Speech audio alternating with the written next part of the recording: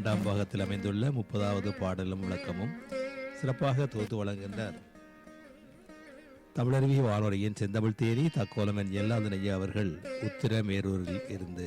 பாருங்கள் ஐயா. தமிழே அமுதே வருவாய் நிறைவாய் தருவாய். உலகெங்கும் உள்ள தமிழ் உறவுகளுக்கும் ஜெர்மனி தமிழருவி வானொலிக்கும் இயக்குநர்கள் தமிழ்வேல் திரு நயினை விஜயன் அவர்களுக்கும் தமிழ்ச்சுடர் திருமதி சசிகலா நயினை விஜயன் அவர்களுக்கும் நேயர்களுக்கும் மற்றும் உள்ள அனைவருக்கும் என் வணக்கம். விவேக சிந்தாமணி இரண்டாம் பாகம் எனும் தலைப்பில் அந்நூலில் உள்ள பாடல்களையும் என்னுள் பதிந்த கருத்து தெளிவுரையும் வழங்குகிறேன். தக்கோலம் என் ஜலநாதன், உத்திரமேரூர், தமிழ்நாடு. விவேக சிந்தாமணி இரண்டாம் பாகம் பாடல் 30. வறுமையின் கொடுமை. தரித்திரம் மிக்க வனப்பினை ஒடுக்கி சரீரத்தை உலர்தர காட்டும். தரித்திரம் அளவா சோம்பலை எழுப்பும். சாற்றரும் உலோபத்தை மிகுக்கும். தரித்திரம் தலைவன் தலைவியர்க்கு இடையே தடுப்பரும் கலாம்பல விளைக்கும். தரித்திரம் அவமானம் பொய் பேராசை தரும். இதில் கொடியது ஒன்று இலையே. வறுமையின் கொடுமை.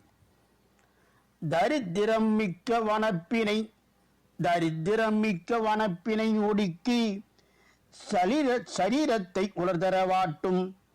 தரித்திரம் அளவா சோம்பலை எழுப்பும்.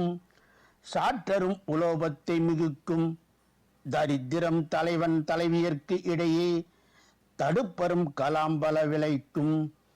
தரித்திரம் அவமானம் பொய் பேராசை தரும். இதில் கொடியது ஒன்று இலையே. வறுமையானது ஒருவனது மிக்க அழகையெல்லாம் கெடுத்து உடலை காயும்படி வாடச் செய்யும். அளவிட முடியாத சோம்பலை உண்டாக்கும். சொல்ல முடியாத உலோபத்தன்மையை மிகுமாறு செய்யும். ஒரு தலைவன் தலைவிற்கு இடையே நீக்க இயலாத பல கலகத்தை உண்டாக்கும். அவமானம் பொய் பேராசை ஆகியவை உண்டாகுமாறு செய்யும்.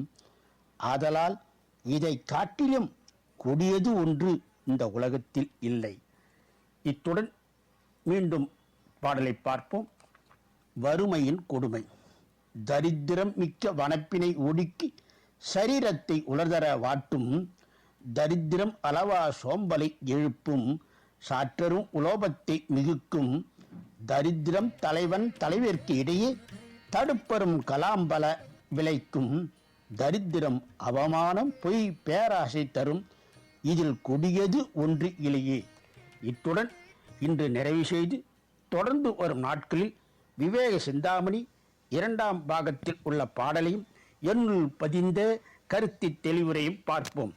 வாய்ப்பளித்த ஜெர்மனி தமிழறி வானொலிக்கும் மற்றும் உள்ள அனைவருக்கும் நன்றி, வணக்கம். தக்கோலம் என் ஜலநாதன், உத்திரமேரு, சங்கர் தமிழ் இலக்கிய பூங்கா. நேயர்கள் இதுவரை கேட்டது விவேக சிந்தாமணி என்ற நூலின் இரண்டாம் பாகத்தில் அமைந்துள்ள 30வது பாடலும் விளக்கமும்.